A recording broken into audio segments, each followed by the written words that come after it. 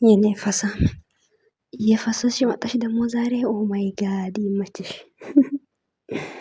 ወይኔ ጉዴ ፈላ። በሳቅ ፍርስርስ ነው ያልኩት ጌታን ውዶች፣ እንዴት እንደሳቅኩኝ ብታውቁ ማለት ነው። እንዴት እንደሳቅኩኝ ነው የምላችሁት።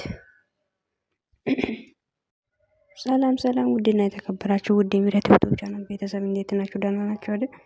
አለሁ እግዚአብሔር ይመስገን። ሄሚ እንዳያችሁት ዛሬ ቪዲዮ ፈስ እየፈሰሰች መጣለች፣ የኛ ፈሳሙ ማለት ነው። ባለፈው ስለ ፈስ ካወራሽ በኋላ ሼም የሚባል ነገር ጠፋ አይደል? ሲጀመር ሼም ምን አለ? ሲጀመር ፈስ እንዴት ነው ሼም ሊኖር የሚችለው? ውዶች ፈስ ግን ያው ምን አለች መሰላችሁ? ሴት ልጅ ቁጥብ ናት አለች እኮ የኔ እንቁ። ሴት ልጅ ቁጥብ ናት አለች እኮ። አንቺ እኮ ቁጥብ አስተዋይ ነሽና ውዶች፣ አስባችሁታል? ግን አሁን እንደዚህ አይነት ነገር አሁን ፍቅረኛ ሰው ፊት ላይ ማሸማቀቅ በስማም ወልድ በጣም ነው የሚከብደው እኮ በጣም ማለት ነውና ያው ይሄ ለጨዋታም ቢሆን አሁን ለምሳሌ ብሩክ ጓደኞችን ይዞ መጥቶ ጓደኞች ፊት ላይ እንደዚህ ብታደርግ ምን ያክል ነው የሚያፍረው? በጣም ነው የሚያፍረው። እና እሷ ግን አሪቃ ስለምታስብ ነው ጓደኞች ፊት አላረግም ብላ ብቻውን ማረጋች ማለት ነው። የኔ ትንጥዬ የኔ አስተዋይ ሴት። ስለ ጌም ደግሞ አወርታለች ሰምታችኋለሽ። እና ስለ ጌም የነገ እሁድ ሳምንት ነውና አርብ ማታ አርብ ነው እሁድ ማታ ነው። እሺ እና ይሄ ነው የምላችሁ። ሁሌም አሁን እንደዚህ አይነት ፕራንክ ይዛችሁ ኑልን ወይ ማለት ነው። ምንም ችግር የለም ግን ላይክ ማድረጉ ግን እንዳይረሳ። ምን አለች መሰላችሁ?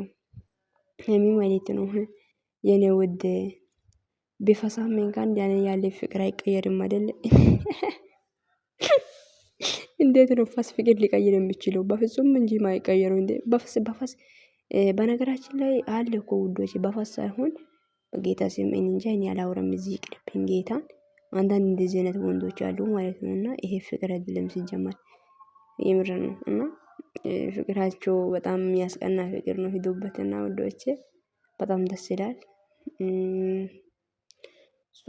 እናንተ ግን ቪዲዮአችሁን ላይክ አላረጋችሁም፣ ላይክ አርጉ።